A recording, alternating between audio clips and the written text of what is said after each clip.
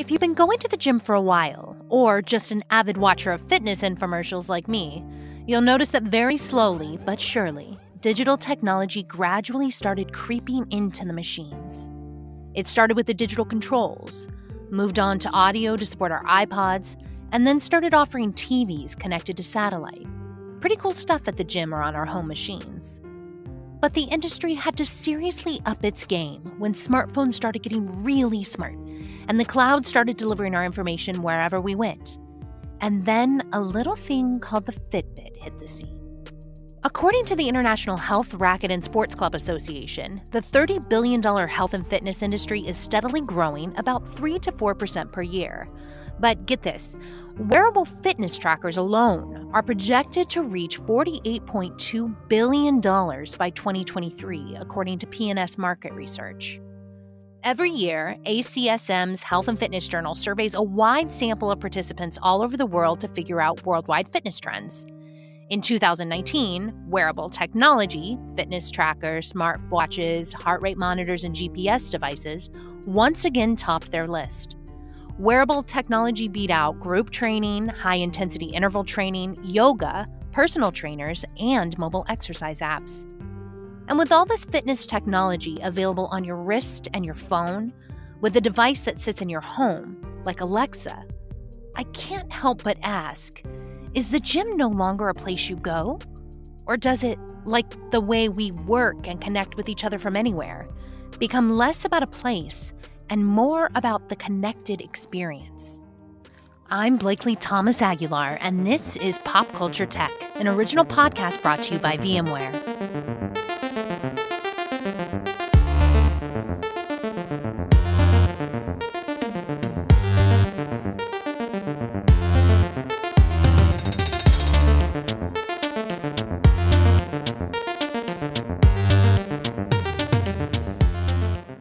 Tech innovation is happening everywhere, but what we see as consumers, the front interface or hardware, barely scratches the surface of all the technical genius needed to make the experience possible. The world of exercise and fitness is no exception. When you check your daily step count or turn on your favorite YouTube yoga channel, take a second to think about what exercise was like in years past. Maybe you popped in that VHS tape and sweat to the oldies. Maybe you hit up a Gold's Gym every other day. Or maybe you simply went for a run around the block. Now, think about what this experience looks like for you today. Instead of a VHS, you're using an app with a playlist of workouts curated just for you. Instead of going to the gym 3 times a week, you can log into multiple machines at any gym or in your living room, and your history and preferences come with you wherever you go. And when you go for a run around the block, an app tracks your heartbeat, your distance, your path, and then saves it so you have a record of your progress. And even cooler, recommends the next steps so you're ready for that next 10K. All of this is now possible because someone believed they could make the experience better, that our lives, our health, our society would benefit from bringing an engineer's technical brilliance to the world of fitness. One of those brilliant people is Ali O'Rady, founder and CEO of Tonal. I actually started my career at Hewlett-Packard. I was in their supercomputing lab, designing the chips that go into supercomputers, and kind of worked my way up the system stack over the years.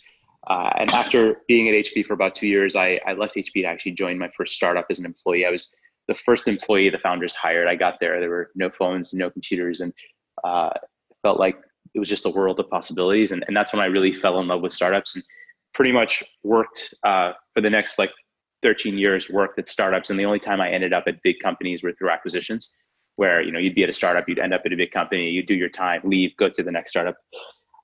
And so it's been kind of this journey of trying to be in startups, but ending up inadvertently in big. By the time I was 35, professionally, I was having a blast. But personally, my health was a complete disaster. I'd been struggling with my weight my entire life. In fact, I was literally the chubby 70-year-old kid with glasses who could code. I had type 2 diabetes. I had sleep apnea, and I had to do something about it. It felt like I was kind of heading towards this point of no return. And if I didn't do something about it, I was going to lose my health forever. So I did something pretty drastic. I quit my job, and I spent the next 9 months losing 70 pounds. And that's ultimately what led to to Tonal. And it was literally a life-changing journey. So there was a journey and a moment. The moment was I was sitting on a bench at the gym after having lost 70 pounds, kind of 9 months into my health journey. I'd lost all this weight, and I was sitting on a bench at the gym, thinking to myself, I'm going to have, I live in Silicon Valley. I'm going to work for another startup. Probably I'm going to have a family.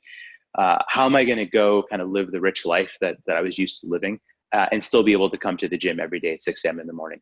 Like, clearly that hadn't worked for me before. And my big fear was that I was going to lose control of my health again. Just knowing that the time constraints, if you have kids and a career and commute, it's really hard to get to the gym. Half of gym members don't even go. And so what I really wanted to do is find a way to be able to work out at home. And I live in a 1-bedroom apartment in San Francisco. And I was staring at this giant strength training machine, thinking to myself, how am I going to get this into my apartment? And the light bulb moment, that aha moment, was when I realized that the reason why this machine was so big was because it relied on big metal plates and gravity to work. And if I could create something that ran on electricity, I could probably shrink it down. So I went home, ordered some parts, strapped them to my kitchen counter. And 3 months later, I designed the first digital weight engine that relied on electricity and electromagnetics to produce force.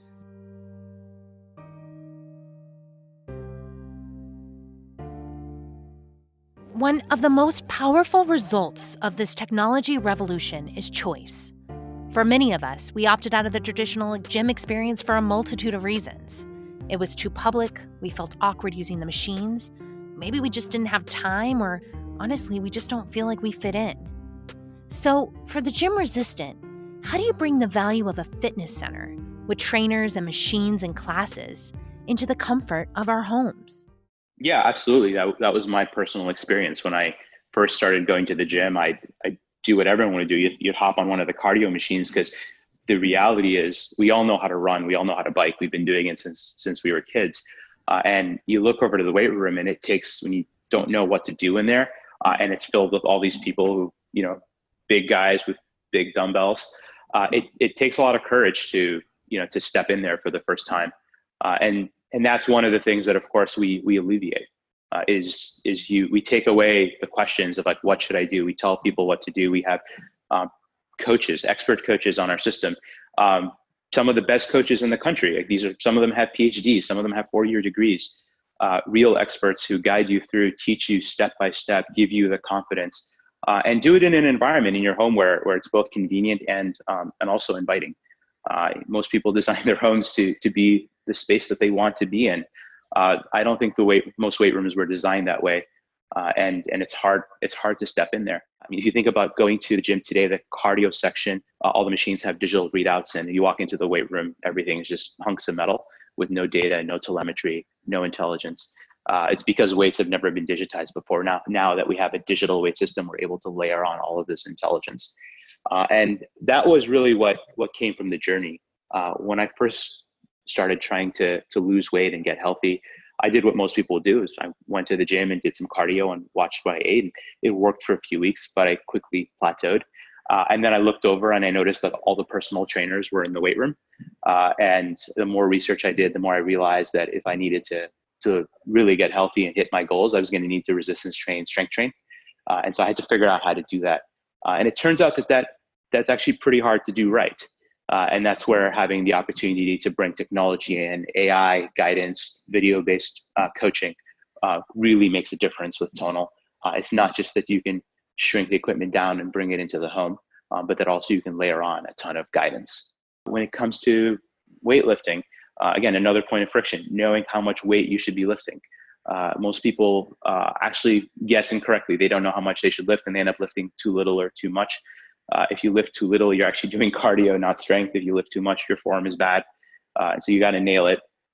And so building AI into the system that automatically figures out how strong you are and selects your weights for you and decides when it's time to go up and down, that removes more friction. And so everything we could do to make the workout experience as fluid and frictionless as possible, from the moment you are in bed deciding that I want to work out, to getting all the way through your workout.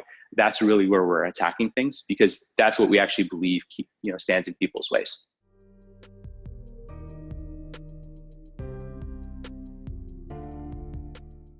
Technology has the power to be our helpers, our guide. Tonal joins many different companies trying to digitize the fitness world. And they're all doing it by creating some truly innovative tech that is unique to their platforms, specific to their customer needs. But most importantly, advances the entire tech industry as a whole. So Tonal is like having an entire gym and a personal trainer in your home. It's a piece of fitness equipment that mounts to your wall and allows you to do every strength training exercise for a full body workout, and has a 24-inch screen built into it with onboard video guidance that guides you through your workout step by step, led by one of our 8 coaches, and AI that personalizes the workouts so you can get your best workout in the shortest amount of time. We build content to just help people who are who at some point were fit in their lives and now have kind of hit a point where their kids and their careers and their commutes have made it harder to stay fit, and we're helping them kind of reclaim their fitness and get fitter than they've ever been. And we also are helping people who are today really committed to fitness and doing a lot of it, but want to use strength training to get their performance to the next level. We're helping them with a lot of different programs as well. So we have programs in our system to help people boost their energy. We have programs in our system to help people lose weight or just get more healthy. And we also have programs for sports specific things. So today we have a winter sports program that we rolled out right before ski and snowboarding season. It was a 4-week strength building program that you could take in order to make sure that by the time you hit the slopes, you're in tip-top condition. We're working on some running, some cycling, some triathlete stuff right now. And so we're just really excited about all the different things we can do with the platform. We're kind of at the confluence of a lot of different technologies. Technically speaking, it's one of the most diverse technical teams I've ever worked with in my life. We have mechanical engineers, electromagnetics, electronics, AI engineers, software engineers, both on the application side and in the cloud. So it takes a lot of different technologies to make this work. We even have a lot of really interesting stuff happening on the video production side with some interesting automation and video editing systems that we've built in order to allow us to produce more content. We have a studio where we film daily. And so it's taken a lot to bring this together. At the core of Tonal is the resistance engine, right? And effectively, we use electromagnetics to generate up to 200 pounds of force. And when you're pulling it's a cable machine. When you're pulling on the cables of Tonal, it resists you using electricity, which generates an electromagnetic field. And what you feel is you're actually pulling against an algorithm. And over the years, we've tuned this algorithm to feel as much like a weight machine as possible. And I think we're kind of at the point where we could pass the Pepsi challenge, where if someone closed their eyes, they couldn't tell whether they're using Tonal or a real weight machine. Except you now have the ability to set the weight programmatically. That software can literally tell the weight engine, go to 15 pounds, go to 3 pounds, go to 10 pounds, go to 90 pounds. And we can even do it dynamically. And so we have a mode that feels like a rubber band, where the further you pull, the heavier it gets. We have a mode called eccentric overload, or known as a heavy negative, kind of in common speak, where it can be heavier on the way down versus the way up, which is scientifically proven to build muscle twice as fast, which gives people more effective and efficient workouts. And it's all possible because of this engine that we use to generate resistance. And through that, we also have a ton of sensors where you can measure people's force, output, velocity, acceleration, range of motion. We have 6-axis gyros in our handles, so we can measure movement in 3 dimensions. So all of this sensor data is coming out of the system as well. And so then the next layer on top of that is a combination of video guidance and AI. And the AI is analyzing what you're doing and making decisions about when it's time to change the weight. And sometimes it means, like, when you come back and do this exercise, you're going to be doing it with more weight than you did this time because now you're stronger. And sometimes it's in the middle of a set. You could be on rep number 7 and it'd say, well, they're starting to fail. We need them to get to rep number 10. We're going to drop the weight by 3 pounds so that they can finish this set. And that's our spotter function. And so we're analyzing it in real time. And we're also taking all this data and feeding it into the video. And so when people are watching a video on our system, which is like a personal trainer guiding them through a workout step by step, the video actually isn't just a static video that plays back linearly. The video actually is responding to what you're doing. And so the amount of instruction you receive varies depending on your experience level, the way Tonal perceives your experience level over time. the pacing of the video actually will speed up and slow down to match your pace. So you're never really standing around waiting for the video to catch up for you, or you're never rushed fearing that you're going to fall behind the video. And so we're really tying all of the sensor data and AI and a video system all together to produce a very, very personalized workout experience that both guides you and teaches you and encourages you all at the same time.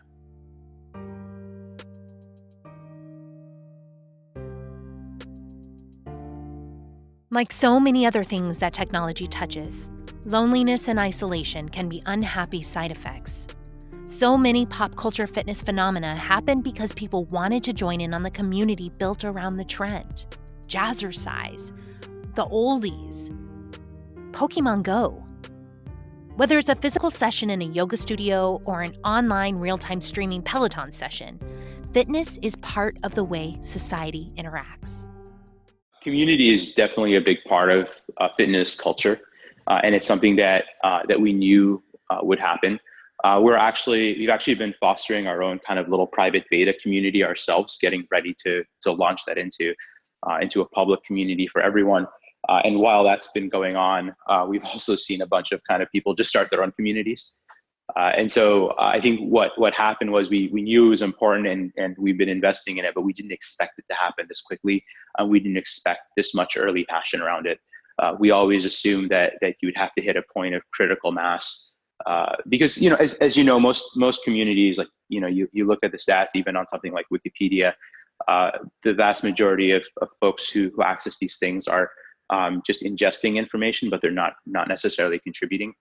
And so usually you need a community of a certain size before you really start to see that flywheel pick up. And so we didn't expect to see it happen this quickly or this organically. And that's what's been really, really exciting and really rewarding to us.